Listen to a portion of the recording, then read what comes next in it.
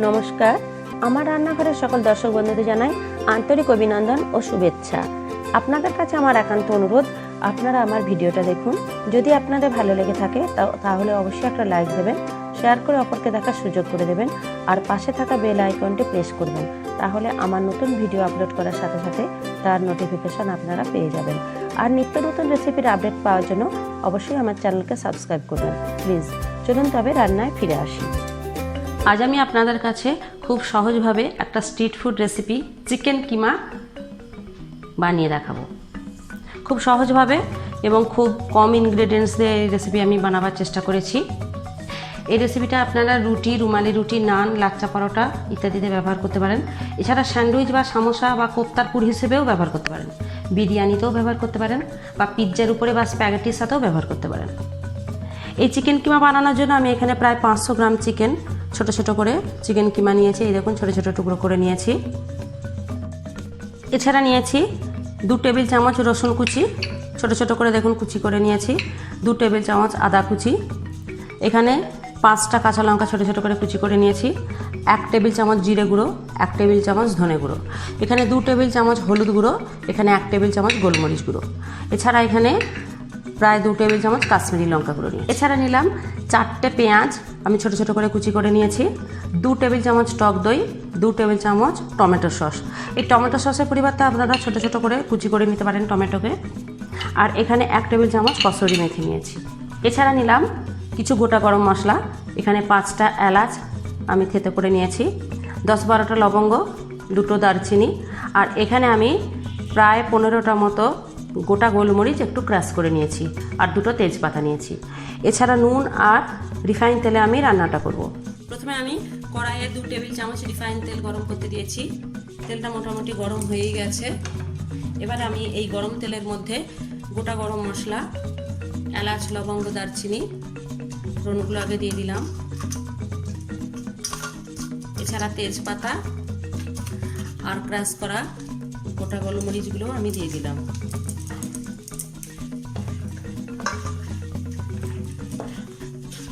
ফোড়নটা হওয়া পর্যন্ত আমি অপেক্ষা করছি। ফোড়ন ভাজা হয়ে গেছে। এবার আমি দিয়ে দিলাম কুচানো রসুন কুচি,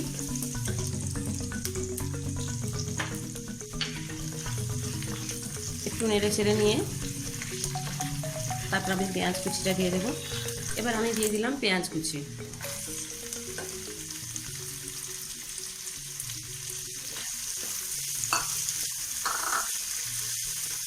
পেঁয়াজটা আমি 2-4 মিনিট ফ্রাই করে নিয়ে তারপরে আসছি। প্রায় 3 মিনিট পর আমি এলাম। পেঁয়াজ প্রায় আধ ভাজা হয়ে গেছে। এই সময় আপনারা পেঁয়াজে কিন্তু সামান্য পরিমাণ নুন দিয়ে দিতে পারেন, পেঁয়াজটা তাহলে তাড়াতাড়ি নরম হয়ে যাবে। এরপর আমি দিয়ে দিলাম আদা কুচি।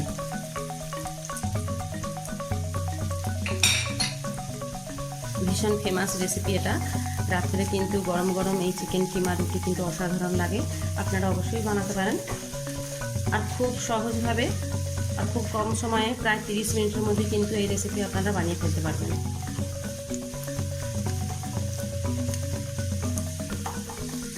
প্রায় 2 মিনিট পর আমি ফিরে এলাম। এবার আমি দিয়ে দিলাম কাঁচা লঙ্কা কুচি,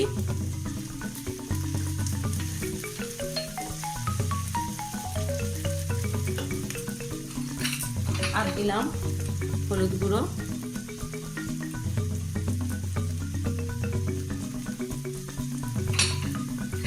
কাশ্মীরি লঙ্কা গুঁড়ো,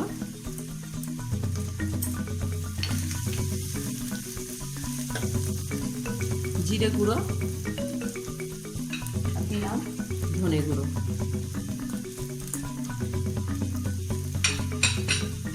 এর সাথে দিয়ে দিলাম গোলমরিচ গুঁড়ো। এবার আমি মশলাটা একটু কষিয়ে নিচ্ছি। মশলা প্রায় কষানো হয়ে গেছে। এবার আমি টক দইটা খুব ভালো করে ফেটিয়ে নিয়ে দিয়ে দিলাম।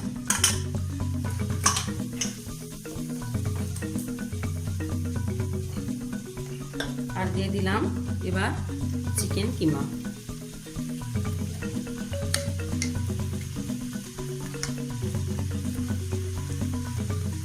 এবার এই চিকেন কিমার সাথে সমস্ত মশলা খুব ভালো করে ফ্রাই করব। এর সাথে আমি একেবারে টমেটো সসটা দিয়ে দিচ্ছি।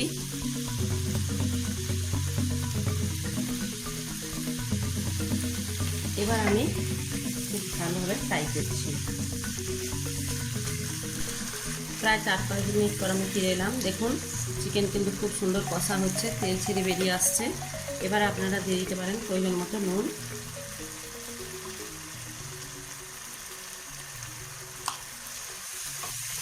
দিয়ে আবার আমি বেশ কিছুক্ষণ কষিয়ে নিচ্ছি।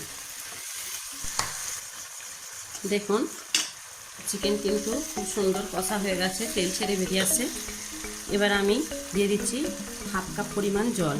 আমি দইয়ের বাটিটা ধুয়ে দিয়ে দিচ্ছি। খুব বেশি আমি জল দেব না, কারণ এই রান্নাটা কিন্তু একটু ড্রাই ভালো, শুকনো শুকনো। এবার আমি প্রায় 5 মিনিটের জন্য ঢাকনাটা দিয়ে ঢেকে দিচ্ছি। মাঝে আমি ঢাকনা খুলে একবার নেড়ে দেবো। প্রায় 10 মিনিট পর আমি ফিরে এলাম। একদম তৈরি হয়ে গেছে আমার রেসিপি, চিকেন কিমা স্ট্রিট ফুড রেসিপি। এবার আমি সবার শেষকালে কসুরি মেথিটা দিয়ে দিলাম।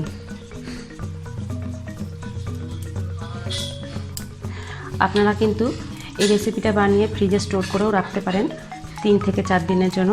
সেক্ষেত্রে কিন্তু আপনাকে আরেকটু ড্রাই করে নিতে হবে রান্নাটা, আর ঠান্ডা করে নিয়ে টাইট কন্টেনারে রেখে ফ্রিজে 3 থেকে 4 দিন আপনারা স্টোর করে রাখতে পারেন। এবার আমি গ্যাসটা বন্ধ করে দিলাম। একদম তৈরি হয়ে গেল আমার রেসিপি চিকেন কিমা।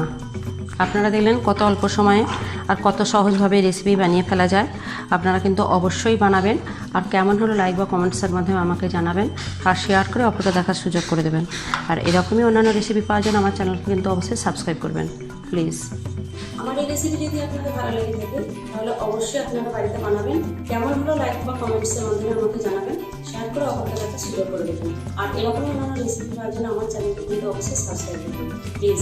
আমি আসছি পরে আরও এরকম অন্যান্য রেসিপি। ধন্যবাদ, ভালো থাকুন, সুস্থ থাকুন, নমস্কার।